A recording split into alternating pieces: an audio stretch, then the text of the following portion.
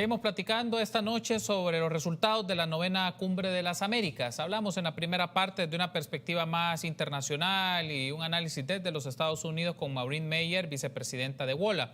Y en esta segunda parte del programa vamos a tener una lectura desde organizaciones de sociedad civil en nuestro país. Cordial saludo a Eduardo Escobar, director ejecutivo de Acción Ciudadana, nuestro invitado de esta ocasión. Buenas noches, Eduardo, bienvenido. Qué gusto saludarnos nuevamente. Buenas noches, Carlos. Gracias por la invitación, siempre un gusto. Gracias por estar con nosotros. Bueno, empecemos un poco con esto. En la primera parte hacíamos un repaso de los grandes temas que marcaron la cumbre, en los posicionamientos de los jefes de Estado, las declaraciones en conjunto, es decir, lo que se ve alrededor de los jefes de Estado, de los hombres o mujeres que representan a los distintos países del continente. Pero también es importante dar a conocer a nuestra audiencia que se realizan en paralelo, se realizan otra serie de reuniones y actividades en el marco siempre de la cumbre.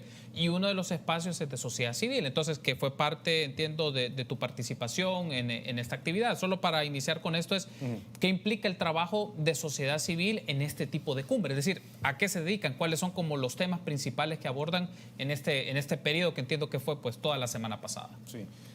Bueno, Carlos, creo que primero hay que decirle a la ciudadanía, y hay que reiterar esto, que sociedad civil tiene otra visión, tiene otro rol dentro del sistema democrático. O sea, la sociedad civil no es oposición, no busca el poder, sino que somos ciudadanos que controlamos el poder, el ejercicio del poder político. Y desde esa perspectiva tenemos otra visión de la democracia. O sea, no tenemos la misma visión de los gobernantes, no tenemos la misma visión de los empresarios, no tenemos la misma visión de partidos políticos. Por lo tanto, es una visión complementaria de sociedad civil respecto de las otras visiones en la sociedad sobre la democracia.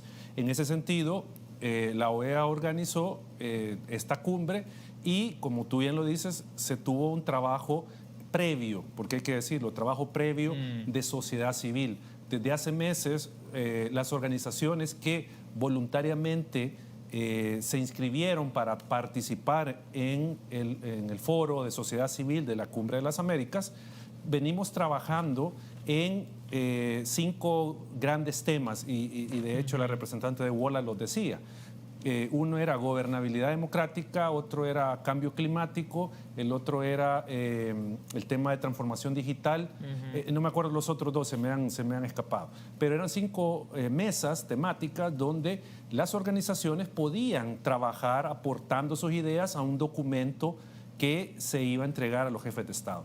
Entonces, sociedad civil de toda la región, de toda América, trabajó durante meses en esos documentos que al final se le presentaron a altos representantes de los estados. En el caso de la mesa en la que yo estuve, que era gobernabilidad democrática, se le presentó al secretario de Estado Blinken el posicionamiento de sociedad civil respecto de la gobernabilidad democrática. Ya que se menciona, Eduardo, y aterricemos un poco en esto, ¿qué implica la discusión de este eje de gobernabilidad democrática alrededor de las organizaciones de sociedad civil de todo el continente? Es decir, ¿hay preocupaciones similares o hay puntos de vista diferentes? ¿Qué marca un poco la discusión en este eje? Hay, factores en común y también hay factores que cambiaban el discurso, las perspectivas y las preocupaciones de las organizaciones. Obviamente el caso de Nicaragua y Cuba eran los casos más dramáticos respecto de la democracia, porque las personas que estuvieron en representación de estas organizaciones cubanas y nicaragüenses, todas con las que tuve contacto estaban exiliados. O sea, ese es el nivel de situación de estas organizaciones. O sea, no pueden estar en su país porque están siendo perseguidos políticos por los regímenes que están en cada uno de estos países. Entonces, estas organizaciones tenían ese punto en común: la persecución política, las dictaduras en sus países, los ataques contra sociedad civil.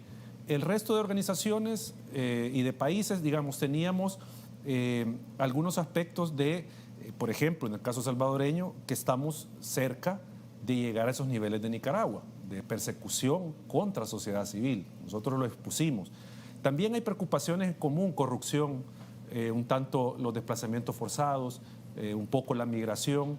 el tema de separación de poderes, la lucha contra la corrupción, digamos, fueron como temas en común de las organizaciones que estaban presentes. Hay un aspecto que también mencionabas, Eduardo, es un trabajo que se viene haciendo previamente para llegar y tener estos conversatorios y presentar documentos en concreto. ¿Qué significa como el trabajo anticipado para estas cumbres? Porque claro, los sucesos se dan en cuestión de 3, 4 días en un lugar, pero se trabaja previamente. Entonces, ¿qué implica toda esta serie de trabajos o desarrollo de actividades entre las organizaciones de sociedad civil que se reúnen en un periodo específico para llegar a algunos acuerdos o tomar ya decisiones sobre cosas que vienen trabajando tiempo atrás?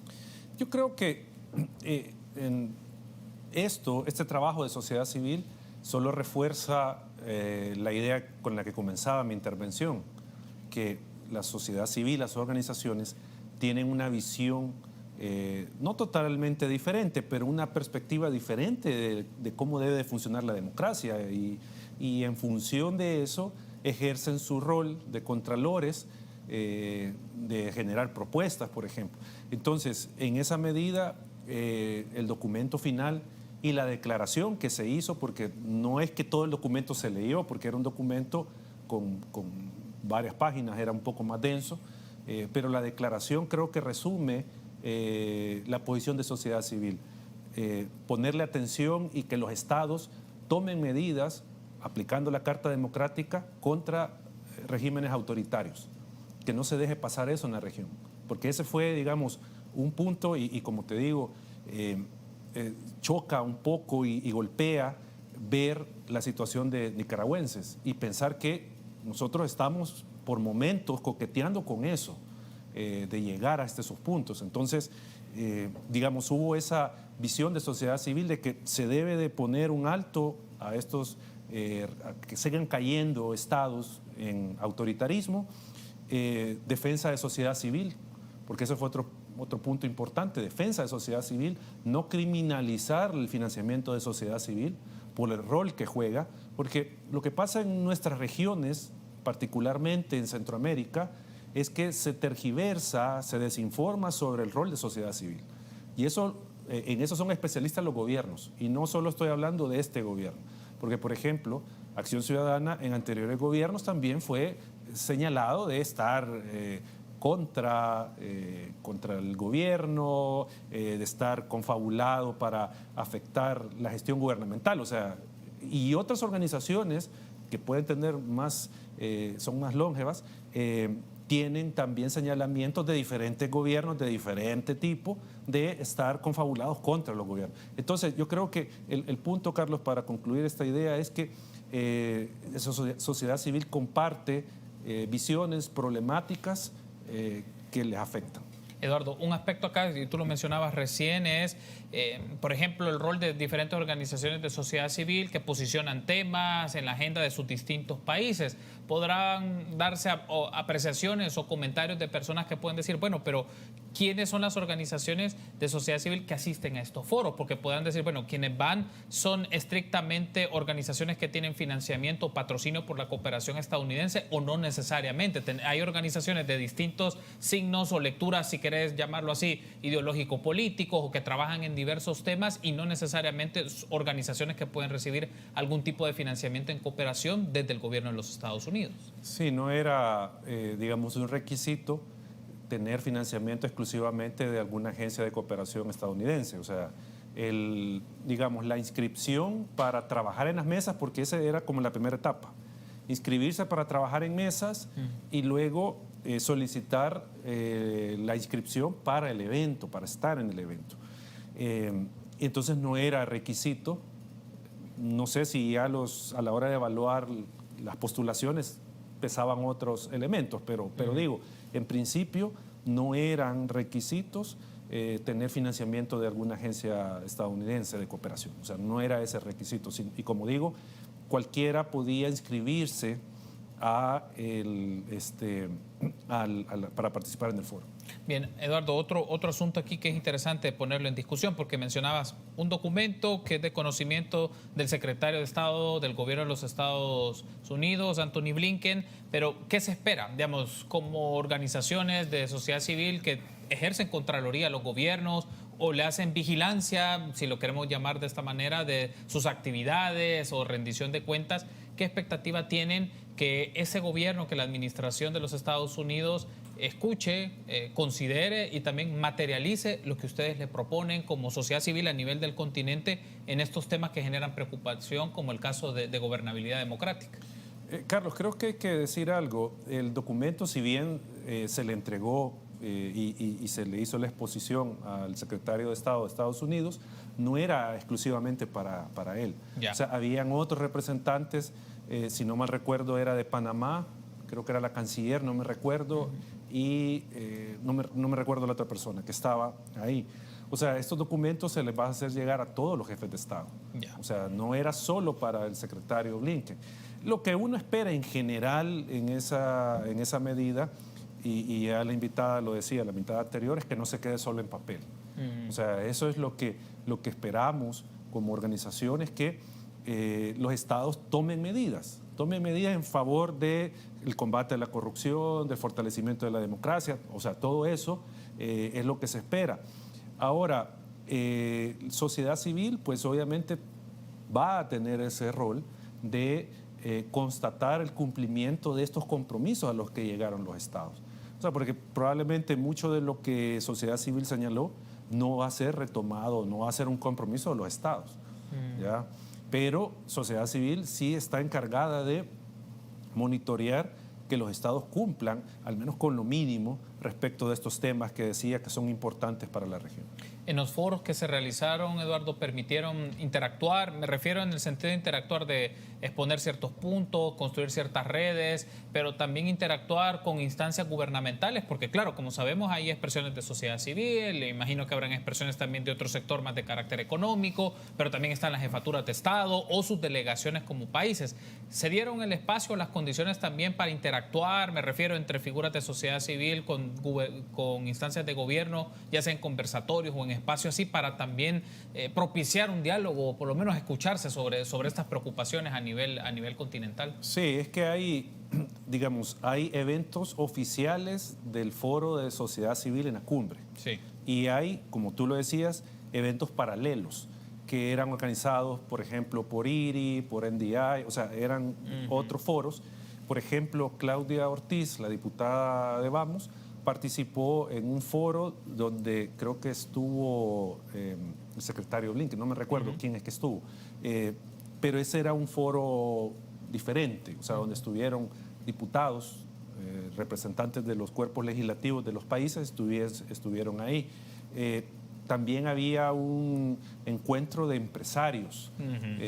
Entonces, sí hubo un espacio para interrelacionarse y poder de alguna manera interactuar con representantes gubernamentales. Digamos, en la mesa donde yo estuve, en ese tema de gobernabilidad, estuvieron estas personas que te mencionaba, estos funcionarios del gobierno de Estados Unidos, de Panamá y no me recuerdo si era del Caribe, también la representación que estaba ahí en ese espacio. Muy bien, quiero pedir a producción si nos puede poner en pantalla, haciendo la transición a otro tema siempre vinculado a la cumbre, pero tiene que ver con la exposición que hizo la canciller de la República, Alexandra Gil, cuando dio su discurso frente al pleno de jefes y jefas de Estado a nivel continental. Escuchemos sus declaraciones y luego tenemos las reacciones de nuestro invitado.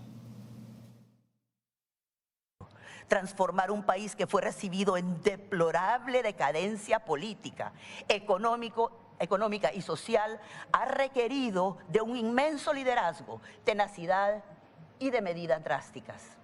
Este es el modelo de éxito que define a mi presidente Nayib Bukele. Los logros que hemos alcanzado en 3 años de gestión son significativos. Por primera vez, desde que nos convertimos en república, en El Salvador se respira esperanza, paz, deseo de progreso y de permanencia de nuestra gente. Nos queda mucho camino por recorrer, muchos obstáculos por superar, pero no vamos a dar ni un paso atrás.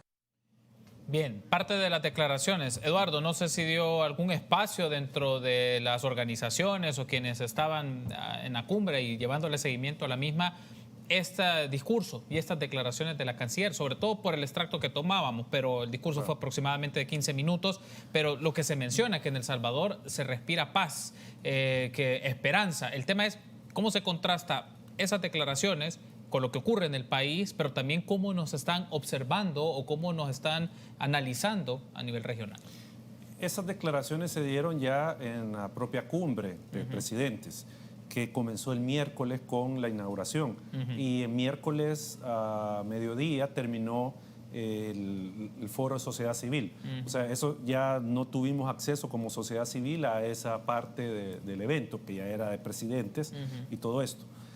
Pero igual, después se escucharon las declaraciones. Yo sobre esto, a mí me sonó a tres cosas el discurso, tres partes. Uno, propaganda electoral en un foro internacional, propaganda a favor del gobierno. O sea, llegar a decir que estamos haciendo esto y esto es propaganda electoral.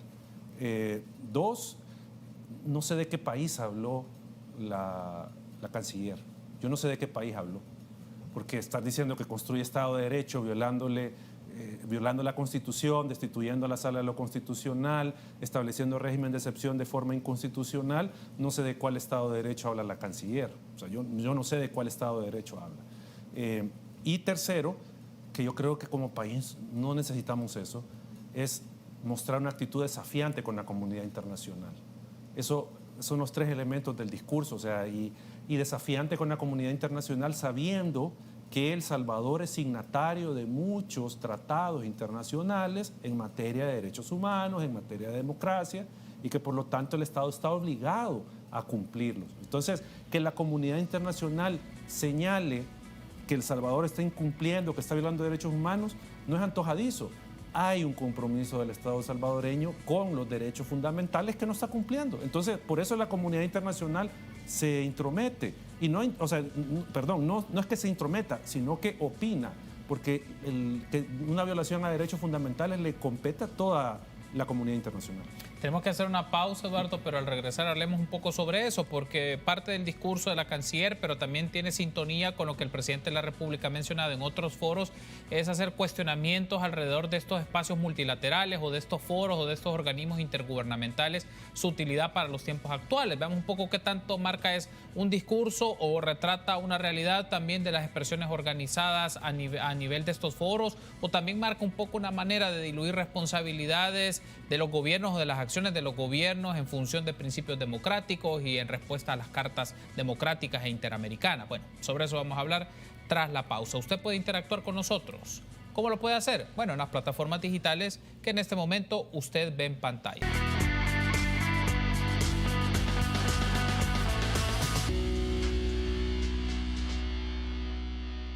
Último segmento, seguimos platicando con Eduardo Escobar, director ejecutivo de Acción Ciudadana. Eduardo, retomando un poco las declaraciones de la canciller en ese encuentro en la 9ª Cumbre de las Américas, en el espacio ya para las alocuciones de los funcionarios de los distintos estados, también la canciller mencionaba un cuestionamiento, básicamente cuestionar a los organismos multilaterales del hemisferio, alegando que deben de refundarse o están condenados a perder legitimidad y credibilidad o hasta desaparecer. Y aquí hay un punto que aprovecho para cuestionar o consultarte, Eduardo. Digamos, en alguna medida los organismos de estas características han perdido peso en materia de discusión de los grandes temas que marcan a la región, o es más bien visto esto como un discurso o un elemento más de corte discursivo para efectos de lanzar las responsabilidades a estos espacios de carácter intergubernamental y no necesariamente hacerse las evaluaciones o las autoevaluaciones de cómo se está ejerciendo el poder en cada uno de los países? Recordemos lo que dijo el presidente en su primera visita, si no estoy equivocado, a las Naciones Unidas. Y dijo que había que cambiarla y que se tomó la selfie. Y digo esto porque es parte de la segunda opción que tú decías. Es un discurso nada más, una narrativa que el gobierno quiere entablar para desacreditar ante la población que escucha estos discursos por qué El Salvador está en una situación tensa con estos organismos internacionales. Es parte de eso. Con esto no quiero decir de que no tienen que repensar algunos aspectos las multilaterales. Yo no estoy diciendo de que no hay que ver cómo Porque, por ejemplo, un reclamo común de las organizaciones allá en el Foro de Sociedad Civil fue ¿por qué no se aplicó, por qué ni un Estado, por qué la OEA no aplicó el artículo 20 de la Carta Democrática? ¿Ya? En el caso de El Salvador, por ejemplo. ¿Por qué en el caso de Nicaragua no se aplicó en su momento? O sea, porque falló en ese caso la OEA y dejó que otro país cayera. Y de hecho, algunos hermanos nicaragüenses decían eso cuando hablaban, que su problema con la OEA es que no hizo nada con Nicaragua y no está haciendo nada con El Salvador. Y no son palabras mías. Y decían que está también yendo hacia donde está Nicaragua, cayendo en el mismo barranco. Entonces, yo creo que, hay que repensar, pero no eliminar y no, digamos, no con esto decir no sirven estos espacios multilaterales.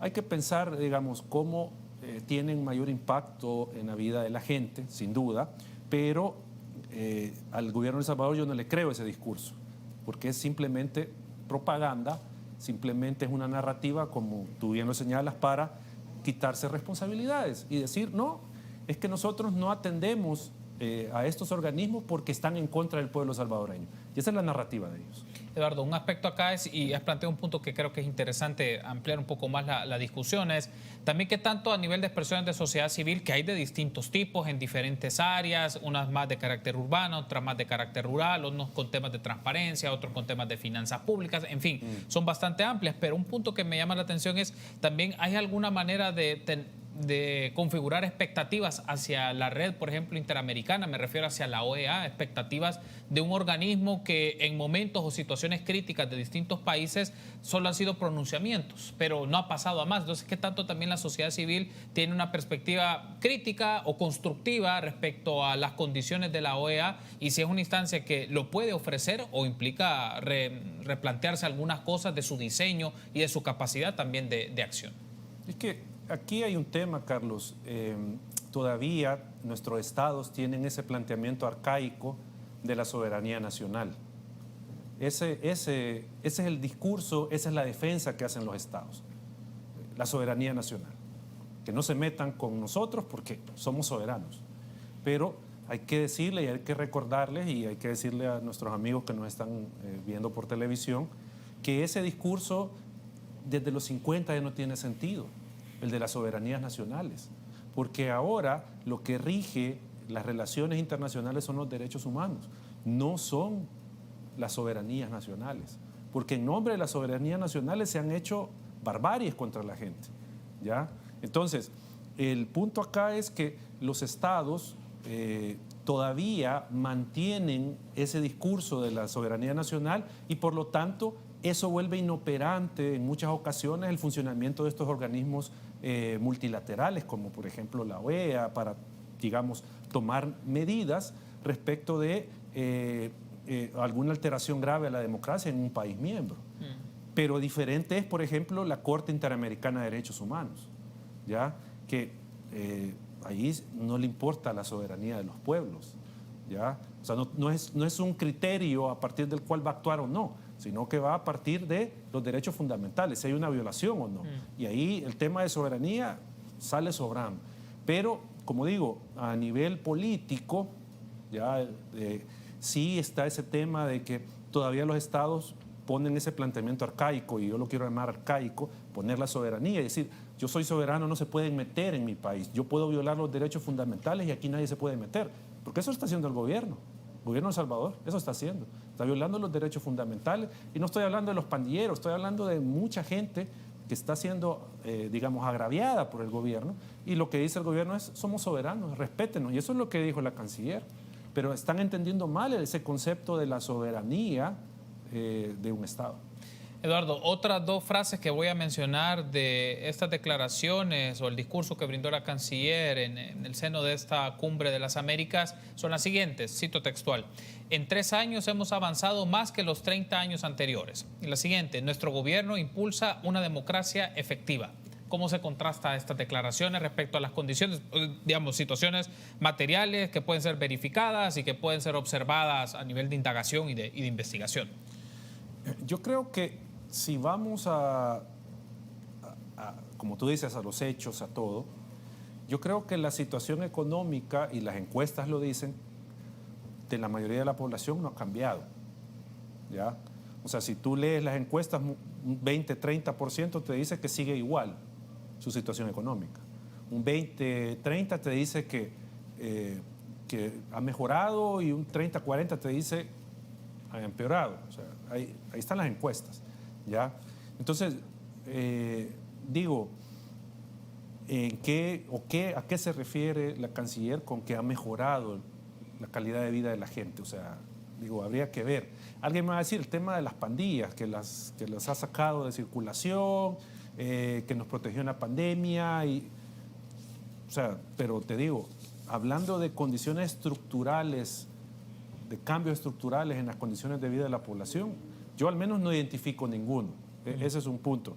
Y el otro, el tema de la democracia, pues si para el gobierno, y de hecho así es, la democracia es porque yo tengo la mayoría, hago lo que quiero, pues entonces sí podemos decir, ellos están gobernando democráticamente, según ellos, porque tienen una visión retorcida de la democracia.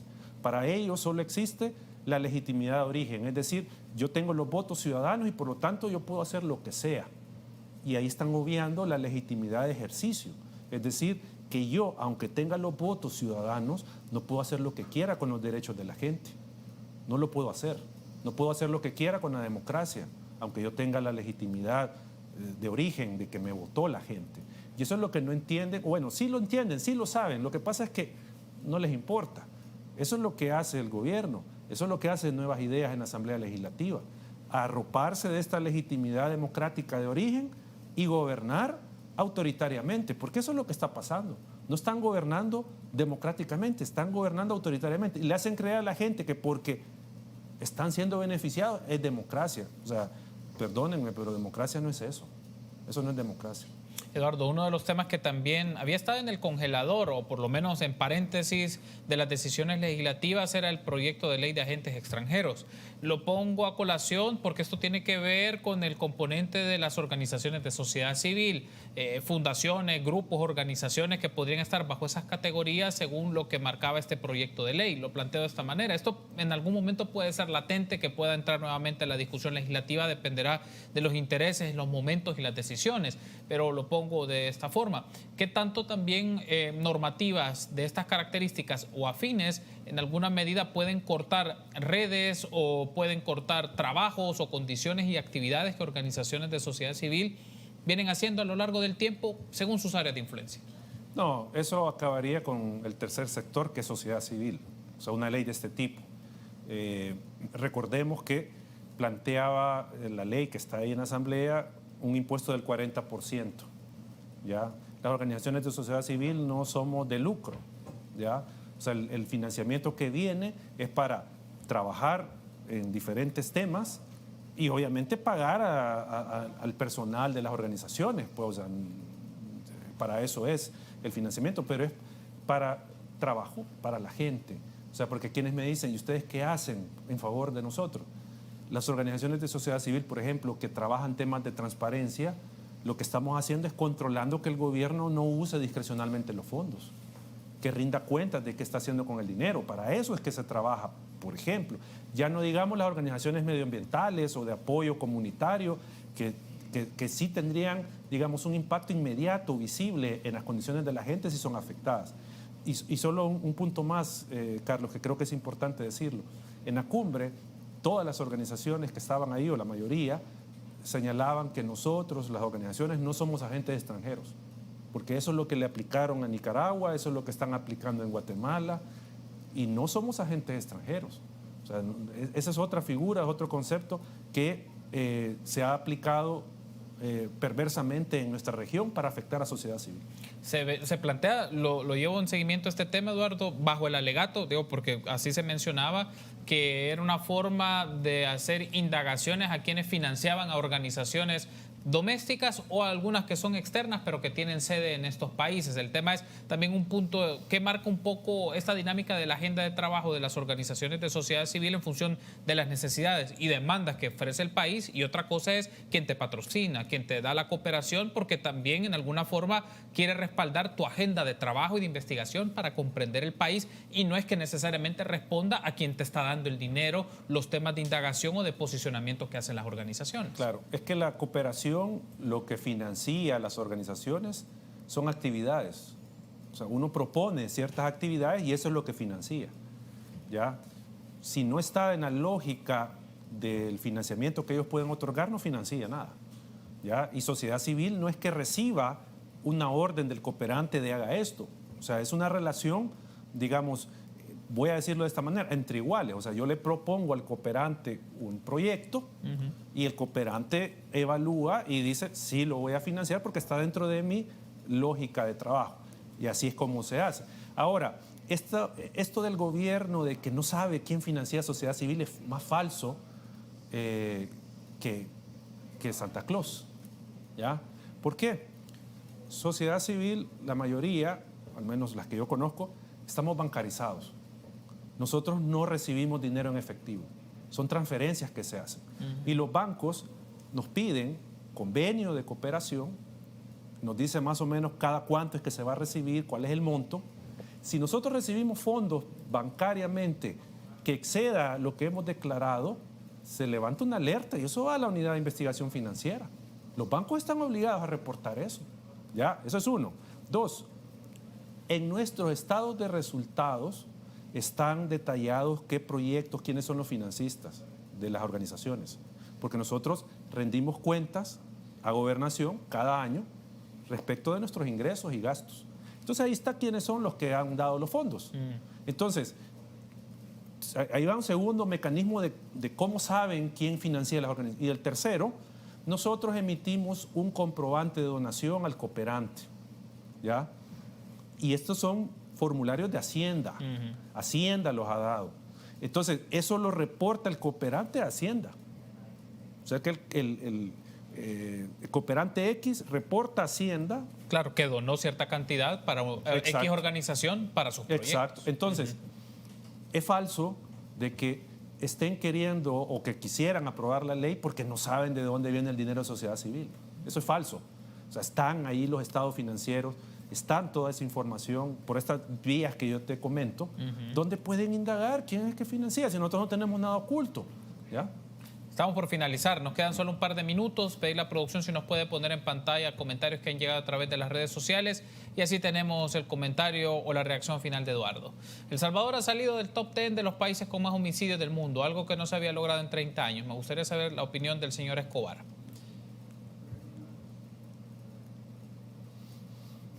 ¿Por qué los países latinoamericanos deben plegarse al concepto de democracia impuesto hegemónicamente por Estados Unidos? Queda claro que los intereses latinoamericanos distan mucho del control injerencista que busca ejecutar el país norteamericano. Hay muchas cosas buenas que destacar en estos 3 años de gestión de este gobierno. Buen manejo de la pandemia, lucha contra las pandillas, 11 medidas ante la inflación, pero como Acción Ciudadana siempre está en contra del gobierno y cualquier medida que tome. ¿Podría contarnos al resto de la sociedad civil quién financió su viaje a la Cumbre de las Américas? Bueno, ahí tenemos 4 preguntas, Eduardo, y tenemos tu comentario, tu reacción final. Bueno, en este caso, el cooperante que nos financió el viaje fue IRI. ¿Ya? Ese es quien nos financió. Por eso digo, nosotros no tenemos nada oculto respecto de quién nos financia. Entonces, digamos, ahí está la respuesta. IRI, Instituto Republicano. Instituto Republicano Internacional, que tiene trabajo en temas electorales en El Salvador, temas de democracia, y por eso es que financió esto, porque esto es un tema de democracia, digamos, la cumbre. Eso con la pregunta. ¿Cuál era la otra? La de... Había una sobre las declaraciones que había brindado la canciller, que Acción Ciudadana siempre se oponía a las acciones del gobierno y también sobre claro, los hechos del gobierno. Lo que pasa es que si nosotros tuviéramos un ejercicio del poder dentro de los marcos de la Constitución y de la legalidad, con transparencia, está bien que lo que haga el gobierno. No tendríamos nada que objetarle. Pero yo le pregunto al amigo, ya fue a preguntar, pregunte cuánto está ganando o perdiendo el gobierno con el Bitcoin.